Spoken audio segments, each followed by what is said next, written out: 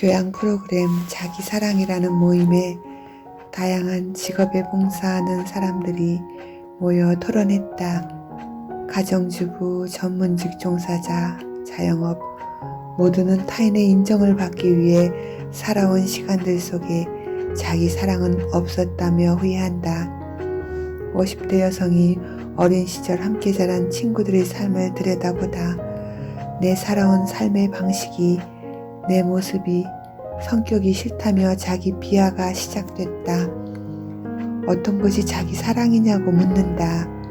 난 매사에 무능한 남편 대신 쉴 시간이 없어서 불행해. 집 전구 하나까지 남편의 도움 없이 내가 갈아 끼우며 살았어요. 남편 복도 없지.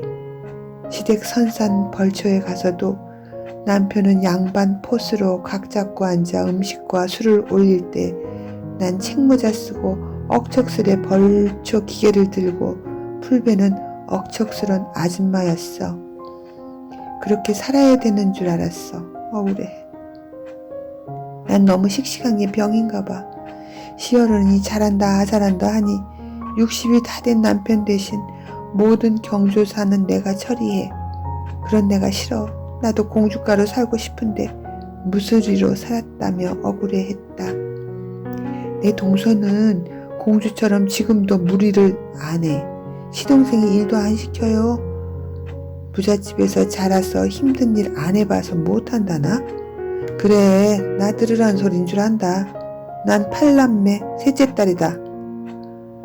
난 뭐 가난한 농부의 딸이라 이깟 것 일도 아니라 이거지? 나도 보호받는 연약한 여자이고 싶어. 생김새부터 다른 내 강한 모습이 싫어. 내가 남편 앞에서 조금 연약한 척하면 우리 왕소가 아프면 누가 일을 하노 이 많은 일을. 성의 없는 남편의 농담에도 난 상처받아요. 나는 이런 나 자신이 싫어. 그래서 뭐 억울해요? 그 삶도 내가 선택한 것이고 남편이 능력 없어도 내가 할 수 있어 불 꺼진 등도 갈고 살았고 남편이 안 하는 산소의 풀도 내가 깎을 능력이 있어 내 손으로 할 수 있어 칭찬으로 보상도 받았잖아. 내게는 나의 삶에 필요한 능력이 내재되어 있다. 오늘을 살기 위해 내 어린 시절 기억하지 못하는 상황극들이 경험과 힘을 축적시켰다. 지금을 지혜롭게 살아낼 힘이 내 안에 이 일을 해결할 능력으로 나온다. 꼭 남편이 전등을 갈아야 능력 있는 남편인가? 모든 것을 내 것으로 나누는 것도 스스로의 괴로움입니다. 내 이야기를 듣는 것 같아 내심 동감하던 나, 100% 동감.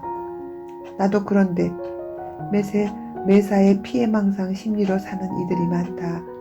나 또한 아주 오래 그 피해망상에 갇혀 살았다. 종교 모임에서 봉사하는 보리 강아지 엄마는 남편이 장애인이시다. 어찌 만났는지는 물어보지 못했다. 주위에서 전하는 말로는 결혼 전 자원봉사차 장애인 시설에서 일하다 사랑하게 되었다 한다. 비장애인과 양쪽 하반신을 잃은 장애인의 결혼은 축복받기 힘든 시대, 가족에게조차 바뀔 수 없었다. 그러함에도 사랑은 서로의 단점까지 모든 것을 견디어낸다. 너무나도 훌륭한 아이 셋을 대학까지 보내고 자립시켰다. 그리고도 열정이 넘친다. 어려운 분들은 앞장서 찾아 돕는 일을 하며 산다. 오랜 인연으로 가까이서 보아온 자매는 삶의 모든 곳에 내가 한다가 몸에 배어있다. 용감하고 자신이 선택한 삶이라 받아들이며 산다. 당연히 높은 곳의 전국 교체는 자매목이다. 어디 그뿐이겠나. 당연히 1인 3역을 해야 함을 인정하고 받아들인다. 거기에는 너가 해야 할 일을 내가 했다라는 보상심리도 없다. 그냥 내가 할 수 없으면 내가 할 수 있으면 한다. 나도 할 수 없는 일은 너 때문이란 원망을 안 하고 내려놓는다. 내 영역이 아니다 하면 그 마음이 바른 사랑이다. 같은 상황과 조건에서도 어떠한 삶의 형태도 사람은 감사로도 불행으로도 창조한다는 걸 배웠다. 알코올 가족 중에 엄마의 간절한 권유에 끌려 모임에 한번 참석한 학생 아들이 있었다. 걱정과 불안을 안고 굳은 얼굴로 참석해 처음부터 끝까지 긴장을 늦추지 못하고 고개를 숙이고 비관스럽게 앉아 있었다. 일어나는 아들과 잠시 이야기했다. 나는 내 자신의 모든 게 싫어요. 술 먹는 아버지도, 그것에 대해 아무것도 대항하지 않은 엄마에겐 분노가 가득한 자식의 못난 성격이 이제는 더 싫다 했다. 나는 늘 화가 나요. 난 어머니가 불쌍해도 말과 행동은 어머니 가슴에 상처 주게 해요. 요즘 어머니가 이 모임에 나오면서 두 분의 싸움은 줄었지만 아버지의 술 문제보다 어머니의 극단적 화풀이에 지쳤어요. 나는 밖에서는 더 가면을 쓰고 살아요. 그럴수록 더 비참해요. 어디에서도 내 감정에 정직할 수 없는 삶은 더 외롭고 슬퍼요. 나는 주변 눈치 보는 내가 싫은데 상황이 나를 주눅들게 해요. 난 매일 어디서든 나의 속마음을 속여요. 집엔 아무 걱정 없는 듯 풍족한 척해요. 가슴이 답답한 듯 주먹으로 가슴을 친다. 눈물방울이 얼마나 큰지 숙인 고개 아래로 마룻바닥을 적신다. 난 어릴 시절 외갓집에서 살아야 하는 것이 슬펐어요. 한 달에 한 번 오는 엄마를 기다리며 왜 나는 여기서 살까? 내가 나쁜 아이라 그런 줄 알았어요. 어린 시절 할머니 가방에서 100원씩 몰래 꺼내 가게에 가서 오락하다 혼난 기억이 많아요. 초등학교 시절을 난 부모 없는 아이처럼 살았어요. 아빠 엄마랑 사는 게 소원이었는데 어린 시절 외가에 맡겨져 크다 겨우 중학생 때 엄마 아빠와 살았어요. 내 생활은 함께 산 지 보름도 안 돼 지옥에서 사는 걸 알았어요. 매일 술로 사는 아버지, 매일 싸우는 엄마. 그때 알았어요. 치은 아버지가 아니라는 것.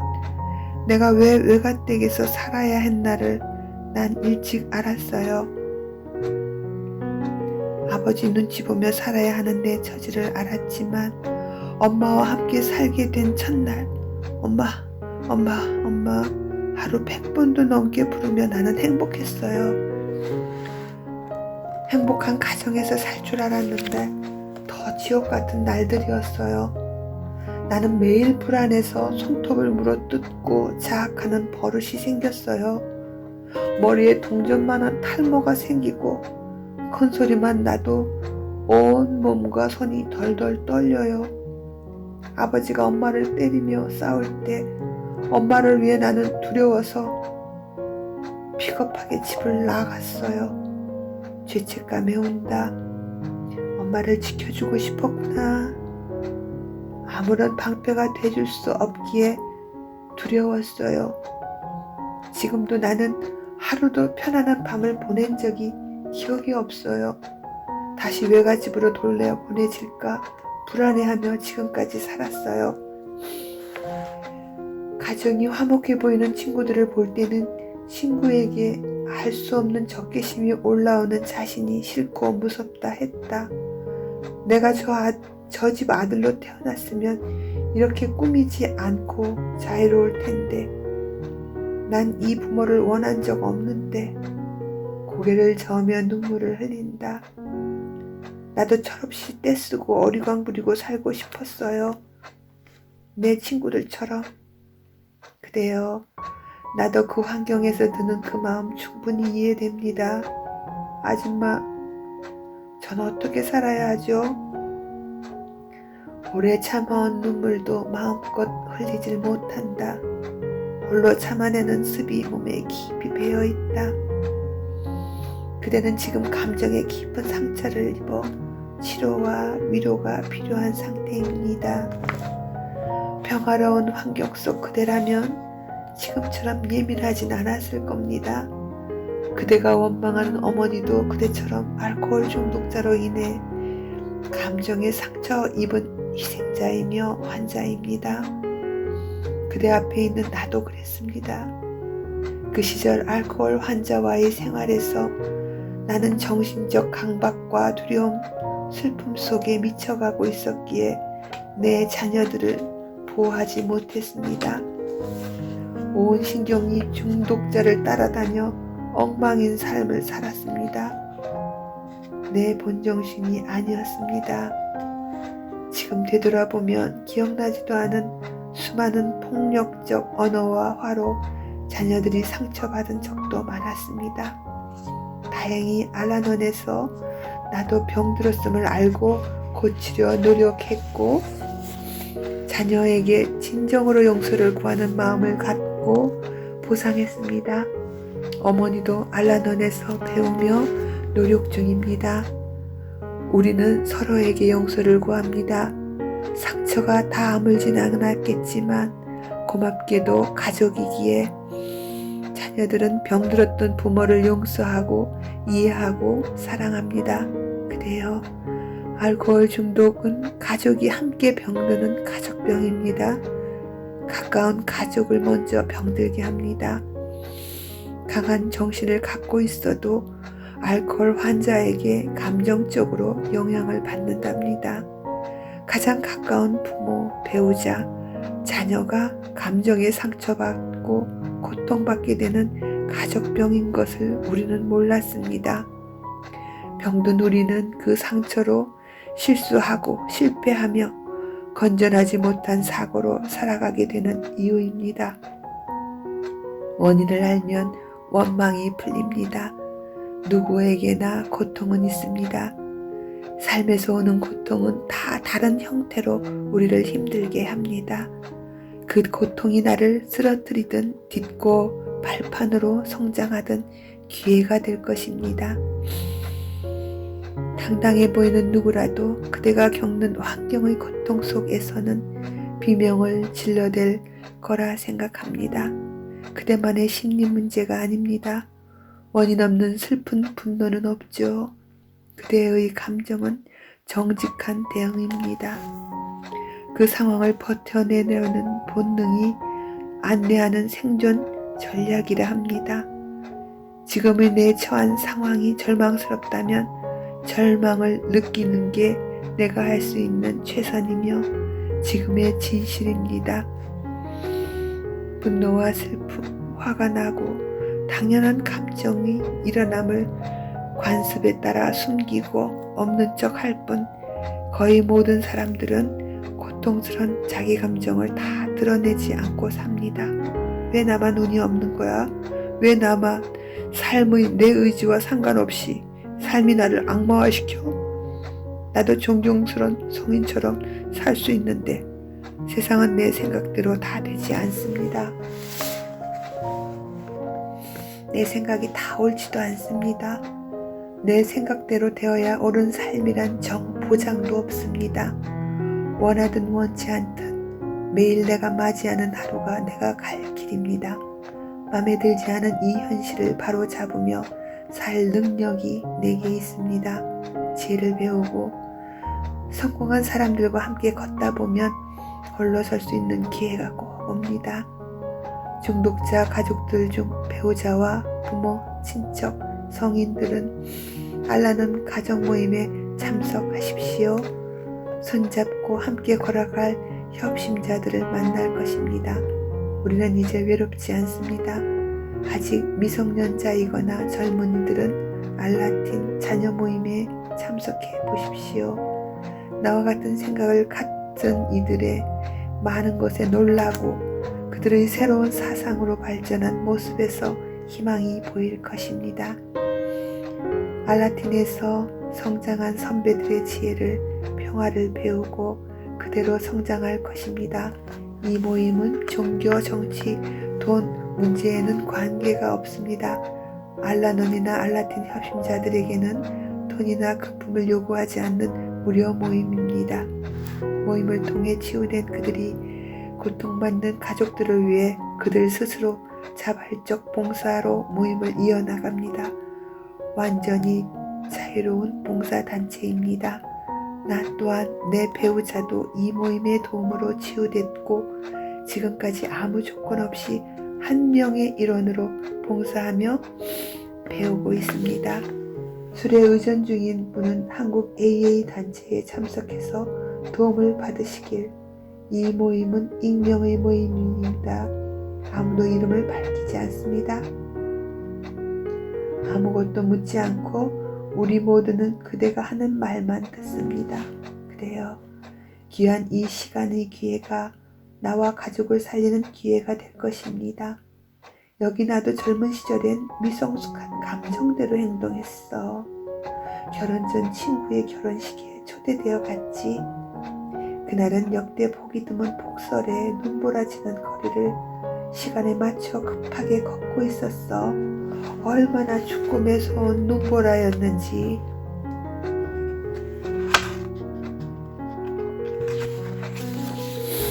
우산이 바람에 뒤집혀 우산도 소용없이 온몸으로 눈보라를 맞아야 했어. 친구의 결혼식이라 미장원에서 드라이한 단발머리는 바람과 눈보라에 젖고 얼굴에 들러붙어 미친 여자 같았고 차려입은 옷은 넉마를 거친 듯 젖고 헝클어졌어. 불어준 우산을 접어들고 도착한 예식장에는 먼저 온 친구들이 기다리고 있었지. 버스에서 내려 눈 쌓인 진흙탕길을 한참을 걸어야 했어. 꼴이 말이 아니었어. 젖은 머리가 엉클어져 삐에로 같았어. 예식장 입구에 들어서려는데 승용차가 흙탕물을 뿌리며 지나갔어. 야야야! 오늘 신경 써서 차리고 차려 입고 왔는데. 눈보라에 젖어 후줄근한 내 긴 치마에 예비군 복장 무늬를 새겨줬어. 수습이 불가능한 상태였어. 언놈이야. 조금 있으면 예식이 시작할 텐데 이걸로 식장에 들어갈 수도 없고 새 옷을 사입을 수도 없고 세탁비를 보상받아야겠는데 버럭 따지려다 얼른 얼굴을 돌렸어. 아니 피했다고 해야 맞아. 내 공상맞은 모습을 거지같은 꼴을 보여주기 싫은 옛 친구가 타고 있었어. 택시 타고 내리는 친구의 모습은 온전했어. 머리, 옷, 표정까지. 대중버스와 눈보라를 맞으며 걸어온 나와는 몸 보존 상태가 달랐지. 숨게 되더군. 자존심에 이 꼴을 보이기 싫었어. 택시를 타고 온 친구의 모습이 앞질러 가는 거야. 차 안에 편한 자세로. 이 한겨울 눈보라치는 날에 흰 투피스 정장 차림으로 머리도 방금 드라이로 세팅한 듯 고급져 보였어. 나는 몸을 숨겨 화장실부터 찾았지. 그 당시 자동차가 대중화되기 전이라 80년대잖아. 나만 없는 차도 아니었어. 택시 타고 올 걸 쌍. 아휴, 이런 날은 택시도 없어. 그날 나의 비극은 누구에게나 공평한 나시 탓일 뿐인데 속 좁은 내 생각 하나에 좋았을 하루를 내가 선수쳐 망쳐버렸어. 그 상황이 슬프고 비참했어. 눈물이 흐르고 모든 상황에 화가 나서 이성을 잃었지. 오랜만에 만난 친구들 짧게 인사하고 초라한 마음으로 먼저 돌아와 버렸어.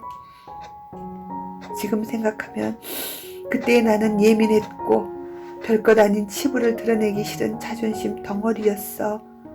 다른 친구들도 나와 상황이 다르지는 않았음에도 웃고 반기며 축하 분위기에서 기뻐들 했어. 나만 큰 피해의식에 사로잡혀 어쩔 수 없는 상황을 받아들이지 못해 상황을 더 악화시키고 말았지. 남의 결혼식에 온 나는 초상집에 온 문상객 심정이었지. 멋진 예비 신랑감들과 신부, 친구들이 부케값을 두둑이 받아 예식 뒤풀이 계획을 고고장으로 세웠다 했는데 춤판이고 술판이고 다 포기했어. 그날 이후 나는 두고두고 후회했어. 그 순간 값진 추억이 될 시간들을 지혜롭게 대처하지 못한 내 젊은 날의 행동들. 지금 다시 그 상황이 연출된다면 당당히 좀 더 여유롭게 얘들아, 나 오늘 무지 오는데 힘들었어. 너희들도 오는데 힘들었겠다. 웬 비바람이야 그래. 결혼식 성수물 대신 흙탕물로 난 벌써 축하받았다. 신데렐라가 됐어. 이 모습을 봐. 절대 잊을 수 없는 날이야. 어디 옷 한 벌 더 입은 사람 벗어주면 그 은혜는 안 잊을게. 나 오늘 갈비탕 2그릇 먹어야 해. 하며 가볍게 내 상황을 이야기하고 보호 본능 일으킨 멋진 남자가 외투라도 벗어줄 기회를 만들었을 거야. 괜찮은 신랑 친구들이 많이 참석했었는데 아깝다. 모난 성질의 기회를 놓쳤다. 며칠 후 뒤풀이에서 너무 즐거웠던 친구들 말에 또 한 번 충격을 받았지.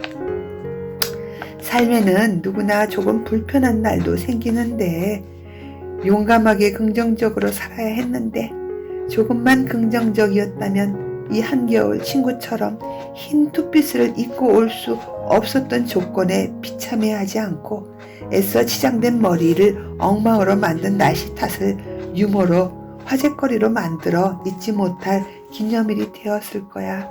젊었기에 할 수 있는 실수였고 젊었기에 어떠함에도 괜찮습니다. 우리에게는 더 좋은 기회가 주어집니다. 누구라도 눈몰아치는 날씨 조건에서 승용차를 타고 목적지까지 온 것과 온몸으로 비를 맞고 걸어온 목적지에서의 모습은 다르다는 게 당연함을 인정치 못한 게 큰 괴로움이었던 그날 나만? 아니, 80년대 초엔 친척 어른들은 한겨울에도 한복에 두루마기 예복으로 입으셨지. 흰 버선에 흰 고무신 신고 대중교통으로 걸어서 오신 어른들은 더 처참한 모습이었어. 고무신 속에 꽁꽁한 발로 비포장도로를 걸어오신 분들도 많았어. 흙탕물로 범벅이 된 버선을 예식장에 와 급히 빨아 난로에, 이것도 연탄 난로에 말려 다시 씻는 풍경도 이해됐던 시절인데 내 눈에는 그분들 모습은 외면되고 나만 이 꼴을 당했다 생각했어. 나도 흰색으로 입고 올걸. 검정 고무신 같은 부츠 말고 후회스러웠어. 야야야 바보야. 그랬으면 더 최악의 결과를 만들었을 거야. 예복으로 입고 온 따스한 갈색 긴 치마에 흙탕물은 그림이 되는데 짧은 흰색 정장 치마는 에휴 그건 아니지. 그때는 그것이 최선의 선택이었어. 너만 상황에 지혜롭게 대처했다면 좋은 기회가 있었을 건데 그때 그 모습이 나의 최선이었음을 인정했다면 내가 아닌 누구라도 그 상황이면 다 그래 하며 털고 받아들일걸. 결국 신부 얼굴만 보고 단체 사진도 안 찍고 밥도 안 먹고 돌아오며 울었어. 나도 그 나이엔 그랬어. 꼭 그랬어야 했니? 꼭 나다운 성깔 나왔던 거야. 그대의 나이 때는 화나고 속상하지 알아. 지금의 그대에겐 방패막이 없으니 온몸으로 막아서야 하는 마음에 일어나는 고통들이야. 이 또한 지나가. 최선의 공식으로 이 삶을 통해 배우게 되지. 누구나 바람막이 안에서는 친구처럼 온전한 모습으로 목적지까지 올 수 있었겠지. 머리가 날려 헝클어지고 옷이 젖고 치마에 흙탕물이 튀는 일은 없었을 테니. 돌아보면 내 현실에서 최선을 다한 거였어. 비바람 막을 방법이 없는 상황에서 몸으로 맞는 방법밖에 선택이 없었지. 우산마저 부러져 그것도 고쳐 쓰겠다 들고 다녔어. 80년대 엄마들이 살아낸 시절의 풍경이었어.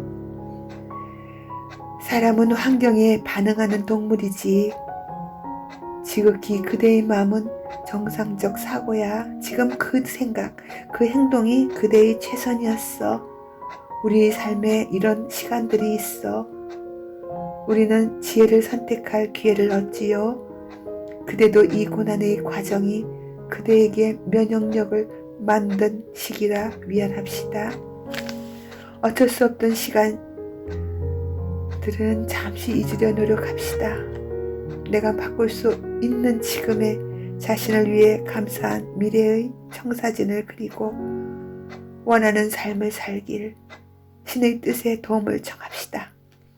내 어리석은 뜻이 아닌 나를 위한 신의 뜻은 내가 생각하는 것보다 더 만족한 삶으로 인도됩니다.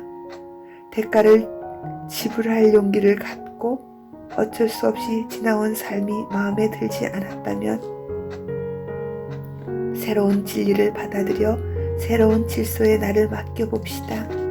그 새로운 삶에는 성한 규칙과 진리에 순종하는 맡김이 필요합니다.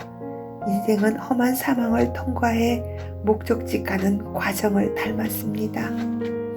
인생의 사막길은 각자 다른 길을 걸어갑니다. 인연의 도움 아니면 홀로 목적지에 도착하기 위해 한 가지 모두에게 주어진 공통된 조건은 나를 인도하는 선구자들의 전통과 규칙의 청사진을 받고 지키는 것입니다. 그 예로 한 나그네가 험한 사막을 걷고 있습니다. 며칠을 홀로 걸었습니다. 뜨거운 모래바닥을 헤매다 목적지를 잘못 들어 길을 잃었습니다. 갖고 있던 식량과 물은 다 떨어졌고 사방이 뜨거운 모래 언덕만 보일 뿐 오아시스도 인적이 머무는 곳은 보이지 않았습니다. 나그네는 신께 간절히 한 모금의 물을 원했습니다. 한 모금의 물만 마실 수 있다면 무슨 일이든 신의 뜻대로 하겠다. 죽음 앞에서 간절한 기도를 했습니다.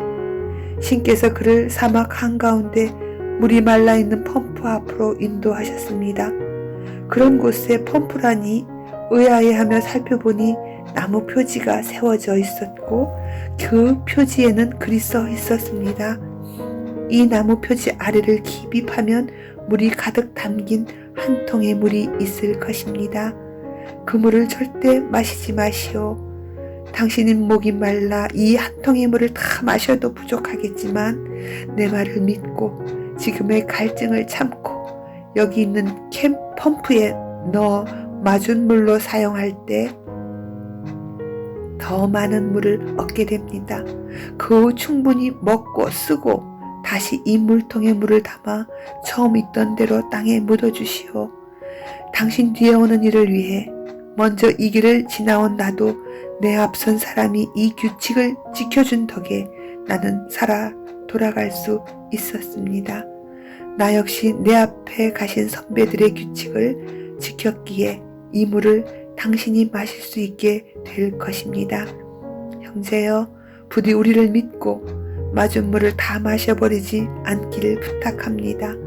그대가 이곳을 오기 전 이곳을 지나간 형제가 라고 쓰여 있었습니다. 우리는 의심할 수 있습니다. 내 생명 같은 이 물을 다 부어? 죽을 것 같은 갈증을 참고? 혹 물을 부었는데 물이 안 나오면 이 귀한 생명수를 잃게 되잖아. 갈등하게 될 것입니다. 진리 앞에서 이때 목숨을 거는 게 삶입니다. 뭘 믿고? 현존하는 마주물을 보고 내 앞서간 나그네의 행위로 인해 내 손에 물이 있음을 증거로 나도 그들이 이겨낸 유혹을 넘어 나도 살고 남도 살게 하는 진리의 길을 가야 합니다. 진리 앞에서 우리의 삶은 참아야 할 때, 목숨 걸고 참아내야 할 때가 있다. 진리는 나도 살고 남도 살리게 합니다.